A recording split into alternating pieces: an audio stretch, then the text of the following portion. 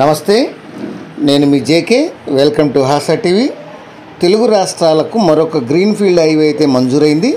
అది దాదాపు 3,000 కోట్లతో నిర్మించనున్నారు.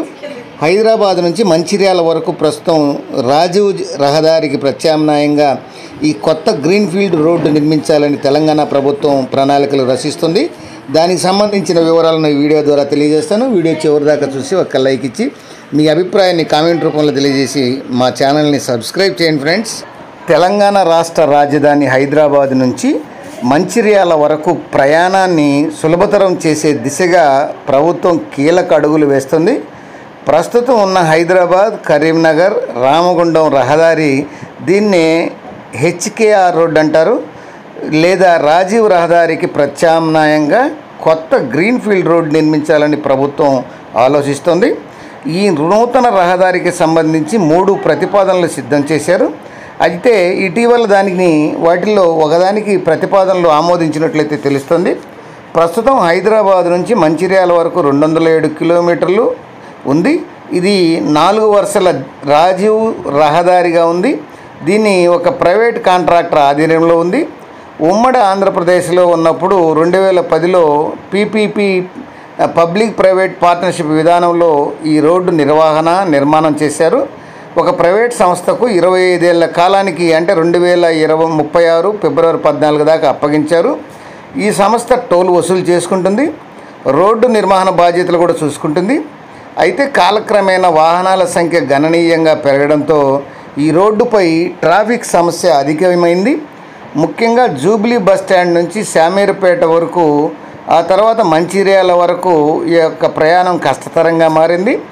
అంతేకాకుండా ఈ రోడ్లో ఉన్నటువంటి మలుపుల కారణంగా ప్రమాదాలు కూడా ఎక్కువ అవుతున్నాయి.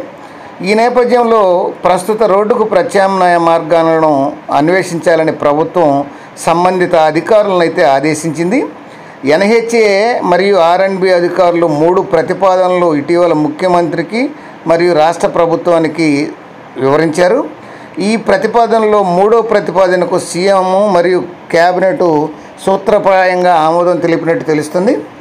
మొదటి ప్రతిపాదనలో ప్రస్తుత రోడ్డుకు ఎడమవైపున 188 కిలోమీటర్ల దూరంలో ఉండే మార్గం శామీర్పేట నుంచి మొదలై తుర్కపల్లి, వర్గల్, దుబ్బాక, హరిదాస్ నగర్, కోనాయిపల్లి, దాతోజీపేట, అంతర్గాం మీదుగా మంచిర్యాలకు దగ్గర ఉన్నటువంటి నేషనల్ హైవే 63కి అనుసంధానం అవుతుంది.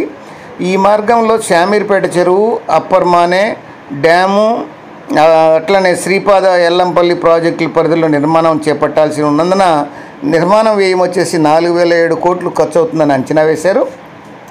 ఇక రెండో ప్రతిపాదనలో ఇది శామీర్పేట నుంచి ప్రారంభమై నారాయణపూర్, ఎర్రపల్లి, తిమ్మాపూర్, కొమురువెల్లి, అంకుశాపూర్, నరగూర్, అట్లనే బస్వాపూర్, నవాబ్పేట, చిగురుమామిడి, తడికాల, మానేరు, రివర్ క్రాసింగ్, కోలానూరు, వెన్నంపల్లి, ఏదులాపురం, లక్కాపురం నుంచి పుట్టపాక, కిష్టాపూర్, శ్రీరాంపురం మీదుగా ఈ మంచిర్యాల దగ్గరకు ఈ నేషనల్ హైవే 63 అయితే కలుపుతారు.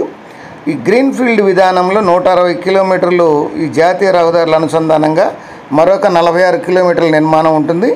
ఈ మార్గంలో కొంతమేర అటవీ భూమి కావాల్సి ఉండగా నిర్మాణానికి 4,000 కోట్లు ఖర్చు అవుతుందని అంచనా వేశారు.